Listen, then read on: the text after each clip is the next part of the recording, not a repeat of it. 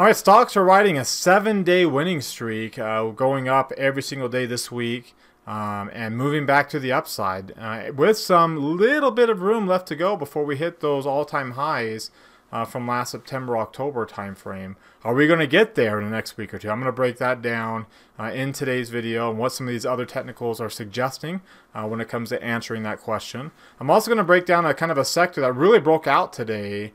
From a combination of different areas, an industry from a combination of different sectors that kind of broke out today, and how we might be able to take advantage of that breakout in the bullish direction. So let's go ahead and get started. Today is Friday, April the 5th, 2019. This is the Market Outlook from MarketScholars.com. My name is David Settle. All right, well, let's start off taking a look at the S&P 500 with the Market Forecast Indicator, which ended up being a really decent week here. We had what, all 5 days to the upside. 1, 2, 3, 4, 5. We've had 7 days to the upside in a row, even if that day was just barely up. But we had 7 days in a row to the upside. All kind of in this idea of, we're getting closer and closer to the trade resolution. We ended up almost, we had a little bit bigger range today. It was such a small range. Had we had a little bit bigger of a range, we would have had a quadruple cluster in the overbought territory here, with the market sentiment line also being up there. So it came very close. You can see the near-term line kind of surged up here initially out of this oversold level.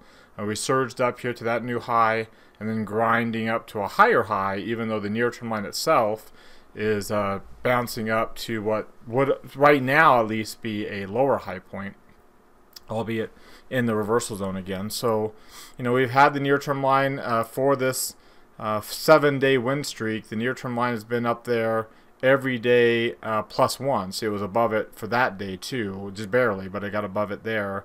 So you've had now 8 days in a typical 7 to 12 day window. You've had 8 days with the near-term line being in the upper reversal zone. So we'll see if that divergence plays out like this one did, right? That turned into the weakness.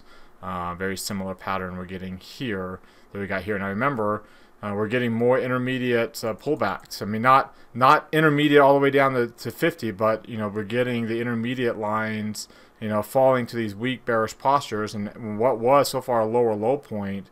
That's a sign of weakness that we're getting nearer to the end of the intermediate run, which culminates with the intermediate line dropping below 50 and getting the dark pink shading.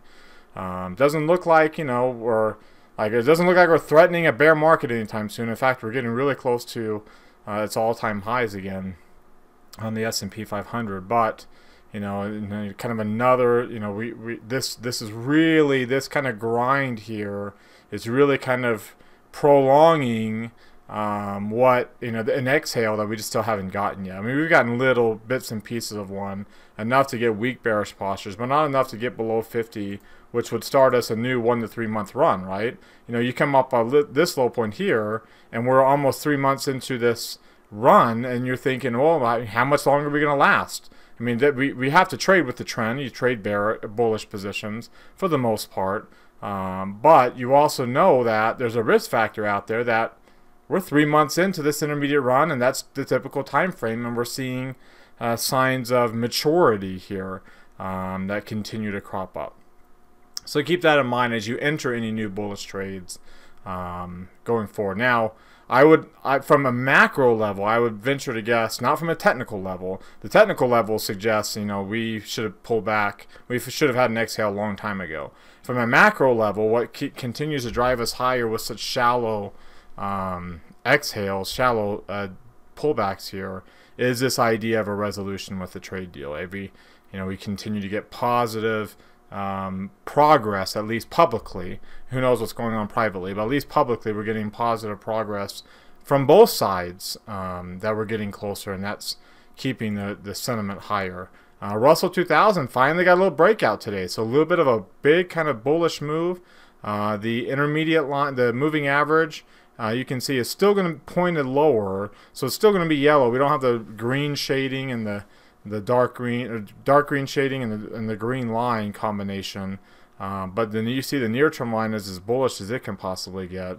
So a nice little breakout move here. We still got to get one more breakout move. It's got to get above 1600 because remember the S&P is well above that corresponding peak, and so is now the Dow Jones with its breakout this week. That was lagging. The Dow was well up above there, and so the Russell's the last one. So this was a good move today, and it was a nice good outperformance by small cap stocks.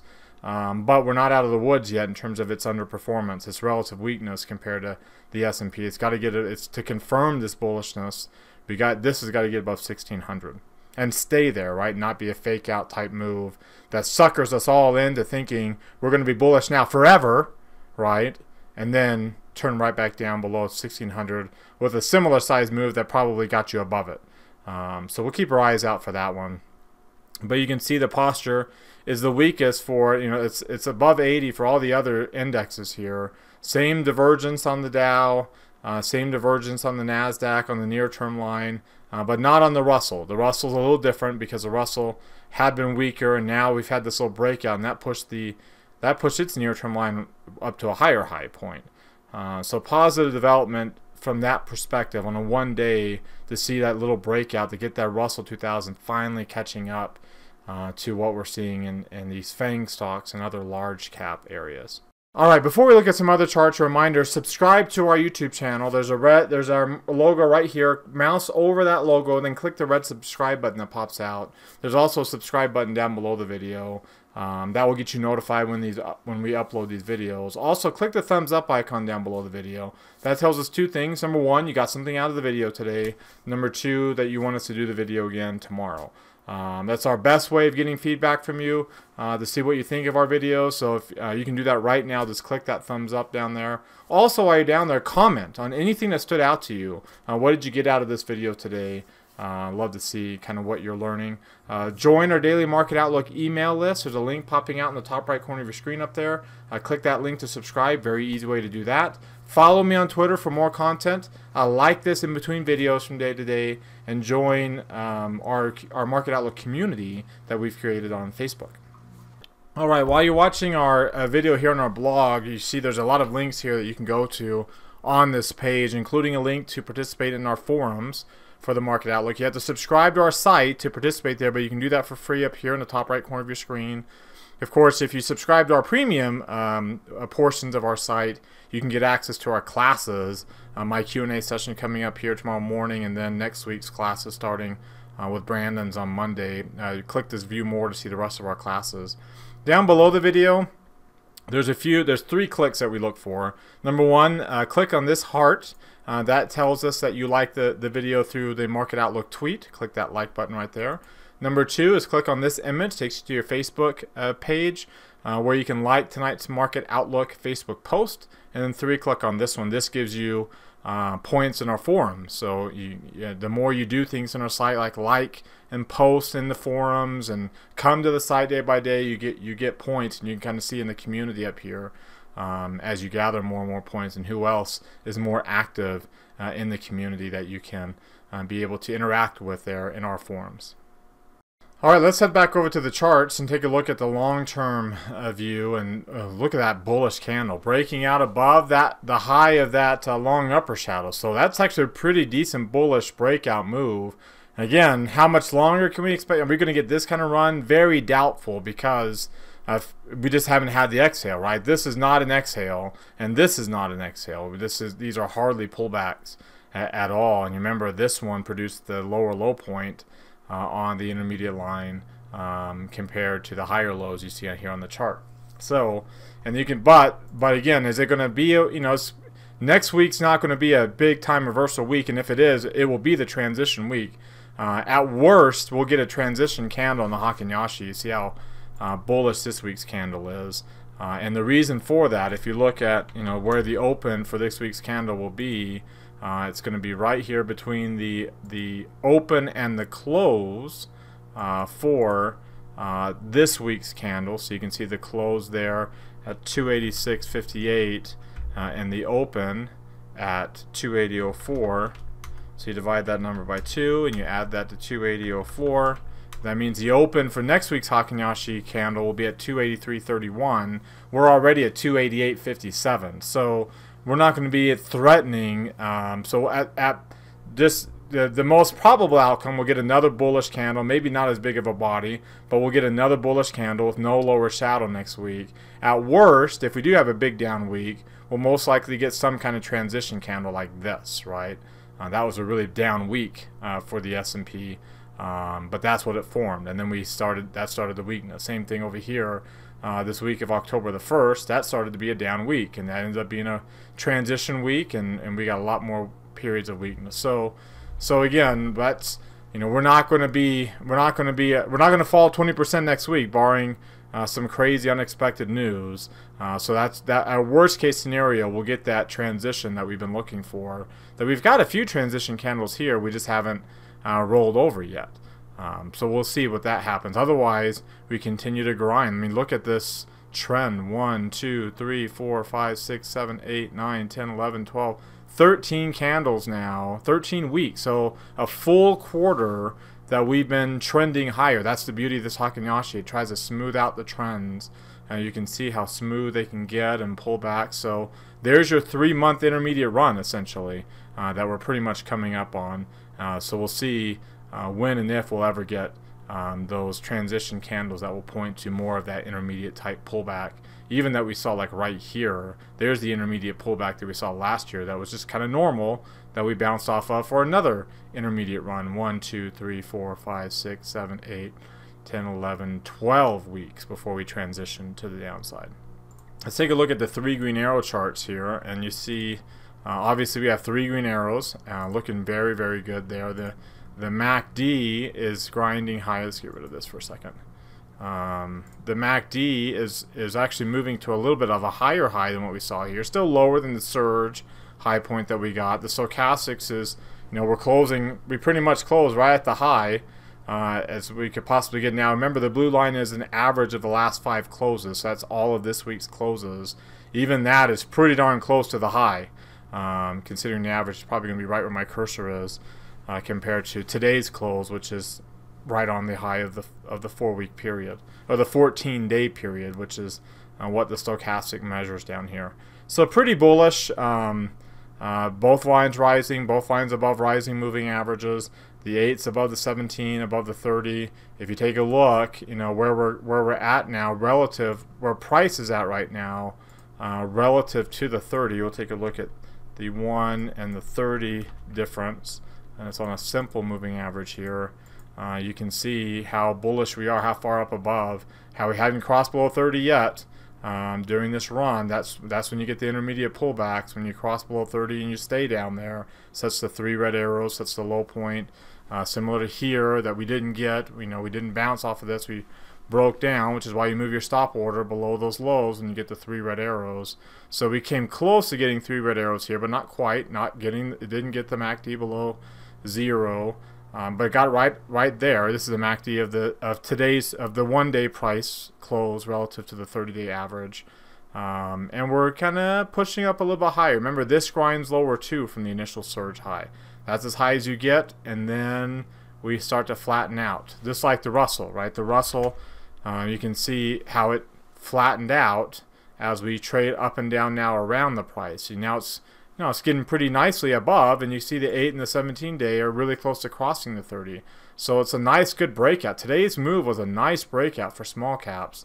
And again, if we break out up above here, above these highs here on Monday or Tuesday of next week, then that will be a positive sign that we might have another week or two of bullishness heading into those all-time highs on the S&P before we finally get any kind of weakness at all. It's like you've got this magnet here, like we had over here, getting you up to this high point, and then we got stuck, and then you had a magnet that got us up to those old highs, and then we got stuck, and then we were starting to push, and you got a magnet right now getting you up right now to these old high points. We'll see, how much longer that magnet will continue to attract the price, because that's headlines, right? You'll start seeing more and more headlines about how close we are to all-time highs, and headlines don't necessarily cause buying or selling directly, but they do affect investor sentiment, which obviously would indirectly affect buying and selling and how bullish or bearish we are.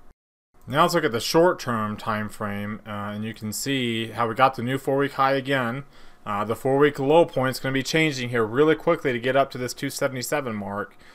Just within a couple of days it will get up there as we move up to this low point, and then we'll move up to that one. That will stay there for a couple of weeks until that moves over to the right. So, you know, the gap is relatively wide now, what, 11 points here, so you know, even that moved up. Well, no, excuse me, 16 points, so that's more than 5%, but then it's going to drop down to about 11 points of a gap, which is now less than 5%. So that still gives it a little bit more room to run before you get back up to that 5% level, where it gets a little bit too wide, and either it will shrink one of two ways: this way, or by just trading sideways and not pushing up to new highs anymore. So the fact that this is going to push up gives the index a little bit more room to the upside.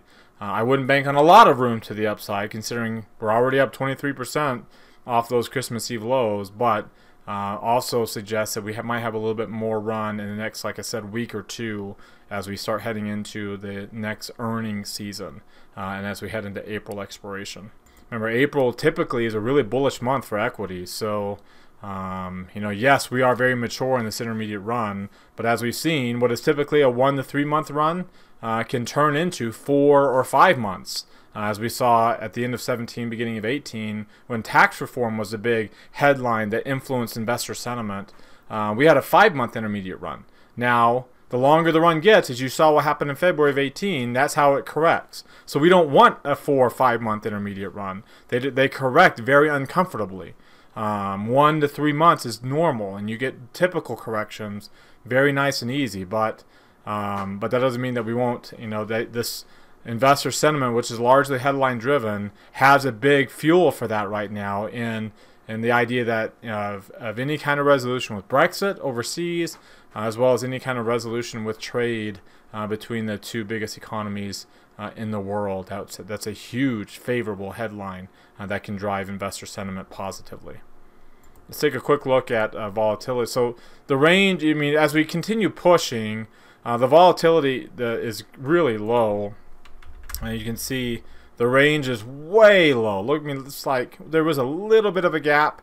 We closed at 287.18, the low at 287.60. So we had about a 40-cent gap there. So you can put, you know, $1.50, close to $1.50.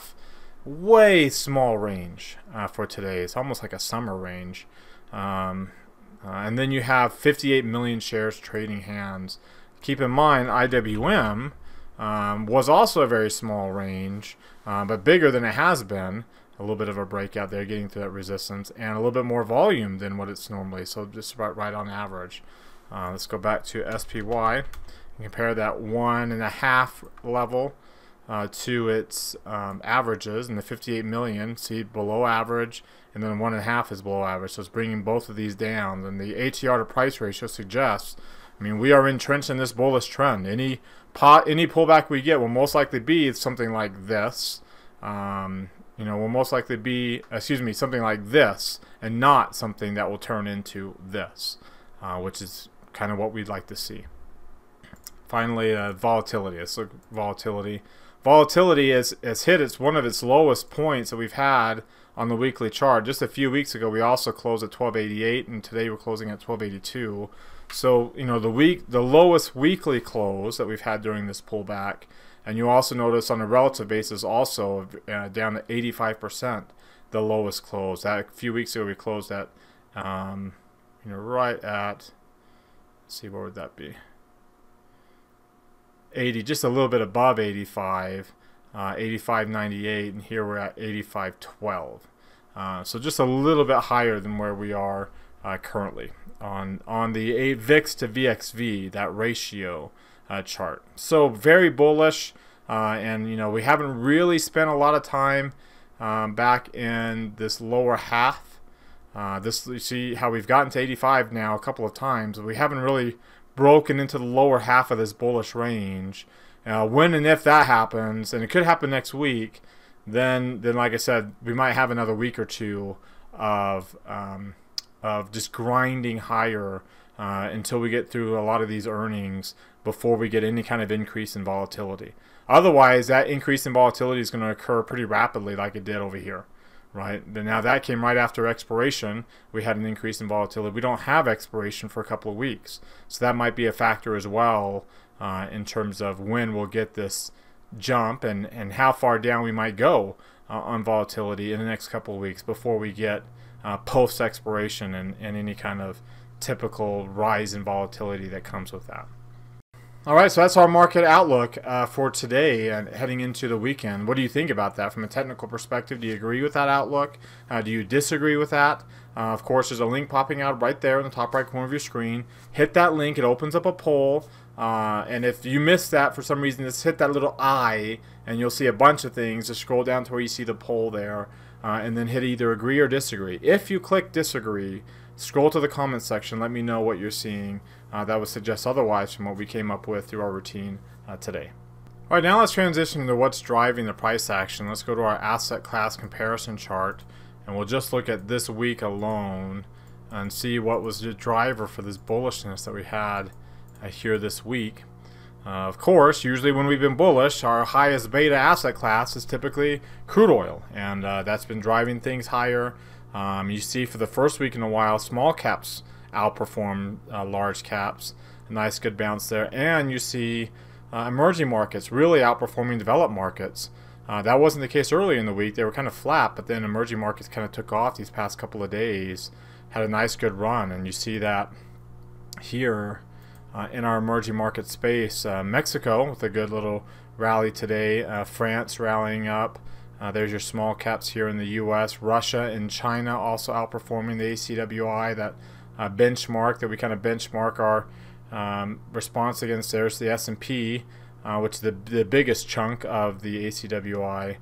So those are kind of your biggest winners, your big large cap heavy hitters. Even India, your kind of third largest emerging market economy, even larger than, or second largest, excuse me, emerging market economy, larger than Russia, is outperformed the S&P as well as the ACWI.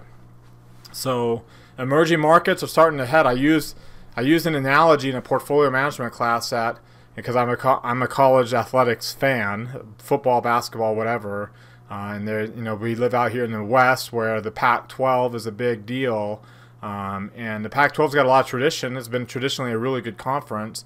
And in football, if the conference, when the conference starts to really do well relative to other conferences, it's going to be because its big dogs do well, like USC, like Washington, like Oregon. Again, they do well in the national scene. Then the conference does well.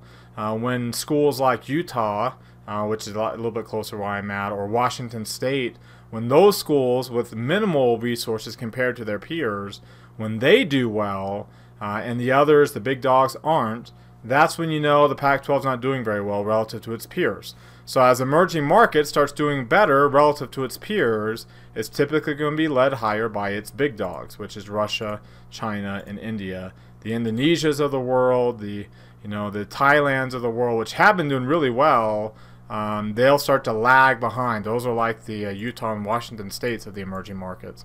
They'll still do well, but they just won't do they won't be leading any kind of outperformance in emerging markets relative to developed or even the U.S. stocks. When you get that kind of outperformance, it's your typical names that will typically provide that, even with a Mexico and an Argentina sprinkled in there as well. On the other end of the spectrum is a big drop in bonds. So bonds had a big underperformance. Let's take a look at what that looks like on the weekly chart for the 10-year yield. As you can see, big bounce up. Now, we didn't close at the high of the week, but still, let's take a look at what that does in the Heikin-Ashi candlestick. There's your potential transition candle, right? That is a transition candle, which would lead to a potential reversal back to the upside. And I've been on record here before saying that the expectation, at least I have, with this yield is to get back into this 2.75 area, at most 2.75, into this 2.2 2.725 down to 2.675. When it gets into that area, there's your divergence peak that was going to find some resistance. If we roll over from there and kind of hold this falling 200-day moving average for resistance and rolls over, then we're going to continue bearish and not really the best. Not bad, but not really the best for equities. But if we can break through that 2.75 and start heading higher again, then what we'll see is you'll see this number start to rise, which is by December or further out, this idea of a hike. Now, right now we have 0% odds of a hike, but you know there was a time here in the last few weeks that number was actually was up to 70%, not to 80. That's when it's kind of that threshold that we watch for. When you get up above 80, we can stay up there, and that means the market now is really pricing in that rate cut, and it's baked in the cake. You'll start to see short-term rates start to fall in that environment, and that's not good for equities, right? That means the yield spread starting to rise again, but not rising again because of rising long-term rates, but rising because of falling short-term rates. Not the most bullish. But as long as this number starts to come back down and we kind of don't get that number to go up too much, then we're kind of in that Goldilocks environment where there's just no change. And like I said before, the Fed raised rates on June of 2006. The market peaked in October 2007. So we had a rate cut in September of 2007. So we had over a year of where there just wasn't either.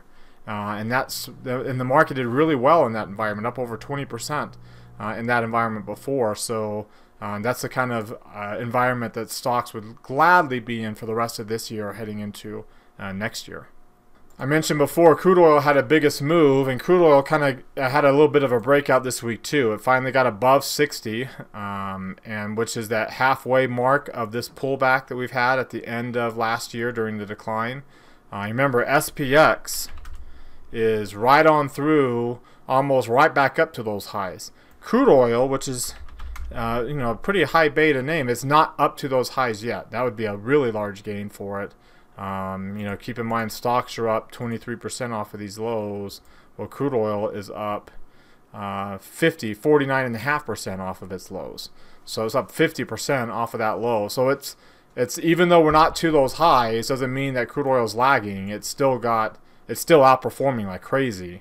But it's got some room to run just to get back to those old high points in late September, October, where we were up in the mid 70s. Before dropping all the way down to 42. Let's take a quick look at the dollar index as well and what kind of week it had.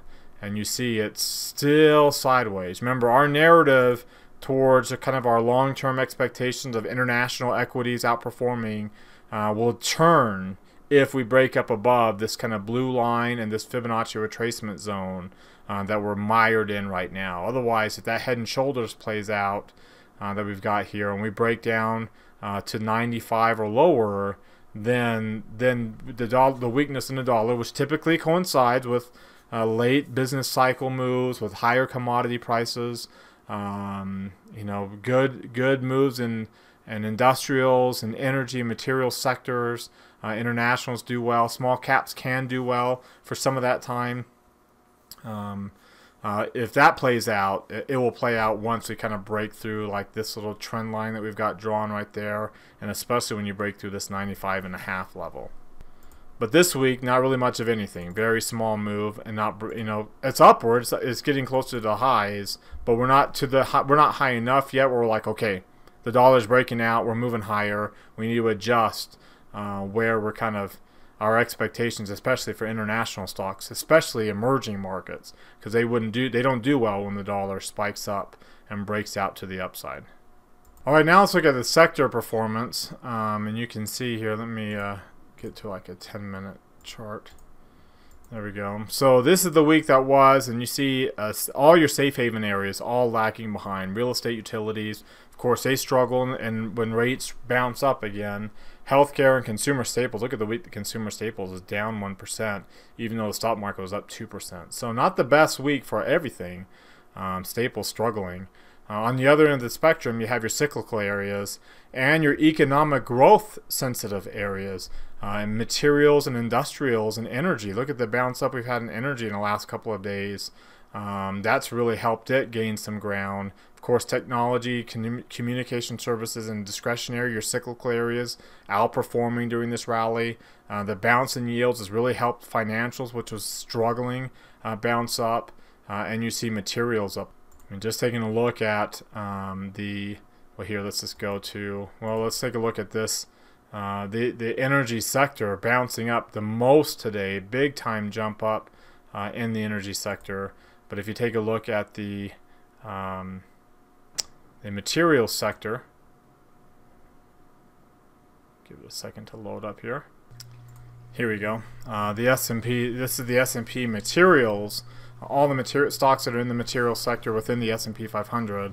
And you can see this isn't like, you know, we don't have Freeport-McMoRan, Nucor, Newport Mining. I think a lot of people kind of focus on those metals. They're not doing nearly as well as Sherwin-Williams, Martin Marietta, but Eastman Chemical. You can see some of these aren't your typical, they're not your typical material stocks. So, but these are kind of like home builder type areas. Like if you take a look at here, let's look at, one second, let's go to the crossover right there. If you look at XHB, which includes some of those stocks, this is a home builders, but it also includes, it's not just like the D.R. Hortons of the world, the Toll Brothers. This is like all the stocks that support home building. And you can see, look at the week that it had this week. A little bit of a flag pattern here over the past few weeks, and then this week breaking out in a big way to the upside. And if you take a look at its Bollinger Bands, Bollinger Bands right here, and we go to XHB, you can see part of the breakout was getting above this high, which is where a big volume resistance level was. Once you broke through that, it's to the upside.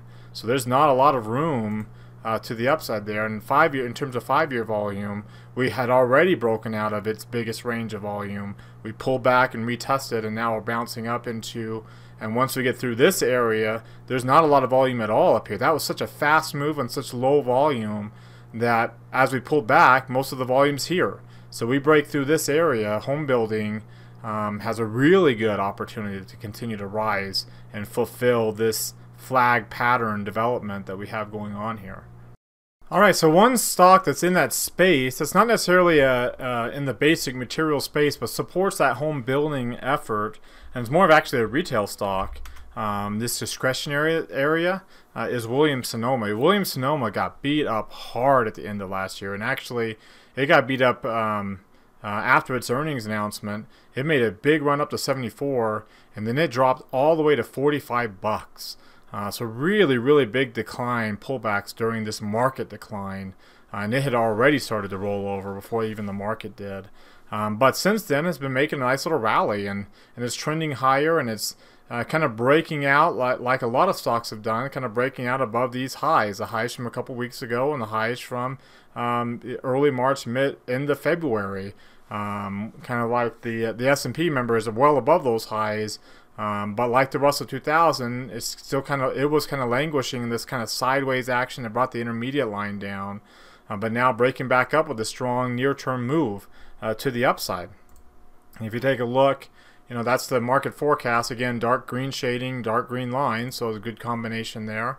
You look at the 3 green arrows charts, and you see we got, 3 green arrows and a green line, so good pattern to see there. You look at the long-term view of this, and you can see this week getting a golden cross, closing above the highs of multiple long upper shadows, so a good sign from that perspective. Take a look at the 3 green arrow chart for Williams-Sonoma, and you can see the MACD and stochastics are rising from, and never did really break into, so nice little intermediate pullback. That's kind of a nice bullish intermediate pullback, not very much of a dip, just more of a time pullback. They brought the MACD towards 0, but not really through it. Stochastics below 50, but not in the oversold zones. And now we're breaking back up, and that's a positive sign there. Even when you look at how we're trading relative to the 4-week range, Obviously, we're closing at 92%. That's just a little bit off of the highs today. That's why we're not at 100. But you see the moving average. We've been trading towards the lower half of the 4-week range for so long. Now we're kind of breaking down, pushing up to new highs. So a good pattern there. You look at the Bollinger Bands for Williams-Sonoma. You see we're kind of breaking through. We were mired in this muck of volume that we're breaking out of too. There'll be a little bit of a resistance here at 61.5. Another node of volume similar to this node that we're breaking out of. So we're not going to be too aggressively bullish here. But good bullish signs from all across the board. You look at the DMI indicators, and you can see positive bullish indicators up above 25 in the, excuse me, this is McDonald's, sorry. There we go, breaking above 25 on the positive line, well below 20 already on the negative line. So no, I mean, that's the positive. In fact, the DI positive is higher than it even got over here at the end of this run, so before the intermediate pullback. So that means it's got some potential to get up higher to higher levels and be more of a bullish move. Again, a little bit of resistance at 61.5, so we'll kind of watch that area. But all around the board, some positive patterns here to look. Now, it doesn't have the most liquid options, so keep that in mind. Here, let's reset this and get back to a normal layout here. You can see the delta here at 31. It's got a 15-cent range, so it's that's a little over than 10% actually of that bid-ask price. That will tighten up a little bit when there's some more volume. The markets are open and trading, so keep that in mind. And you know, with that, you have to kind of see where you might get filled in at. We'd like to get 58 cents on a $2.50 wide spread. When they're wide like this, that's a risk factor that we have to account for with smaller position sizing.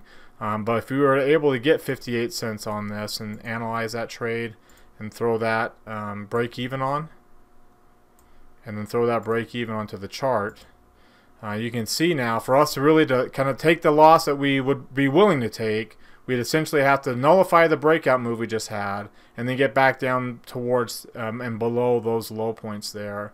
That's when we would take a loss. And for that to happen, you remember, it would have to nullify the breakout like I just said and break back down through what is now support level at that really big volume node into this area of volume. So so that's a, you know, that it'd be harder to do, not impossible because nothing is, but harder to do. And again, position sizing smaller than normal because of the wider spreads that we have, that, you know, and playing around with that spread to try to get the return that we need, but knowing that it'll be hard to get out at a price that we want.